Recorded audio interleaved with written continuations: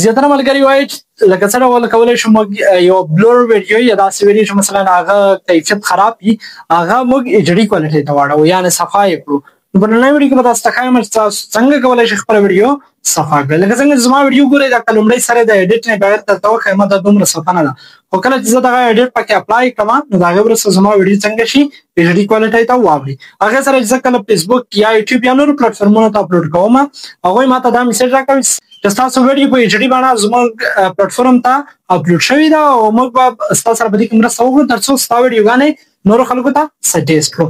نو په نننۍ ویډیو کې به تاسو ته ښیم څنګه کولی شئ تاسو خپله ویډیو ایچ ډي کوالټۍ ته واړوئ یا تاسو خپله ویډیو صفا کړئ. راځئ دا ویډیو په طرف ملګرو. د دې دپاره چې تاسو خپله ویډیو کلیر کړئ خپله ښه ویډیو صفا کړئ لومړی زه تاسو ته یوه ویډیو ښیم زما په ګیلرۍ کې.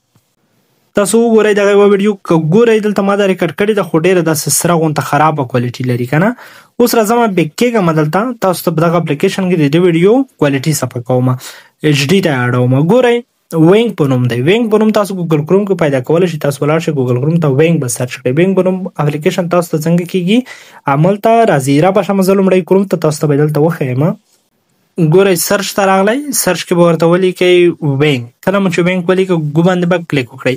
لومړی وګورئ پلی سټور کې هم موجود دی. پلی سټور څخه تاسو کولی شئ د سره را ډاونلوډ کړئ وینګ ویډیو انهانسر اینډ ایډیټر. چې وینګ چې دی هغه د ویډیو انهانسر یا صفا کوونکی دی او ایډیټ کوونکی دی. نو تاسو به دا در سره څنګه کوئ را ډاونلوډ به یې کړئ. کله مو چې دغه را ډاونلوډ کړ وروسته د هغې نه په دې باندې به کلیک وکړئ. ما دلته مخکې له مخکې ډاونلوډ کړی دی. بیا تاسو وګورئ ایمیج کوالټي دلته ایچ ډي لاندې لومړی آپشن ګورئ.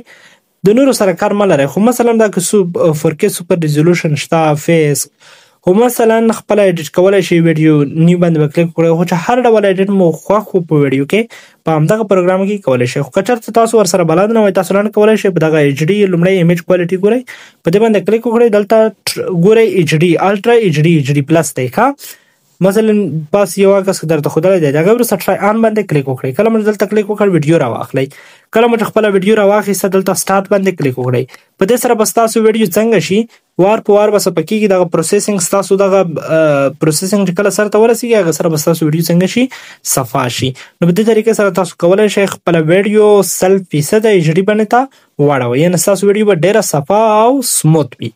هغې وروسته لاندې ګورئ تاسو لیکل دي ویټ times for cloud processing are based on network speed and file size. You can view the result in the recent task.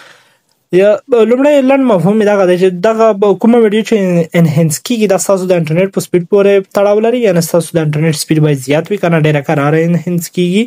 او بل دا چې د دې ویډیو په سایز پورې مربوطه ده. که چېرته ویډیو غټه وه بیا لږ وخت نیسي کراره انهانس کېږي. که چېرته ویډیو کوچنی وه هغه بیا زر انهانس کېږي یعنې زر صفحه کېږي. نو هیله لرم چې ویډیو مو د خوښې وړ ګرځېدلی وي. لومړی کمنټ کوه ډسکرپشن کې مو د ټلیګرام چینل لینک در سره شیر کړی دی. ورشئ ملګرو زموږ د ټلیګرام چینل څخه هم لیدنه وکړئ او هلته هم را سره یو ځای شئ. هلته هم خوندور او په زړه پورې معلومات نشروو.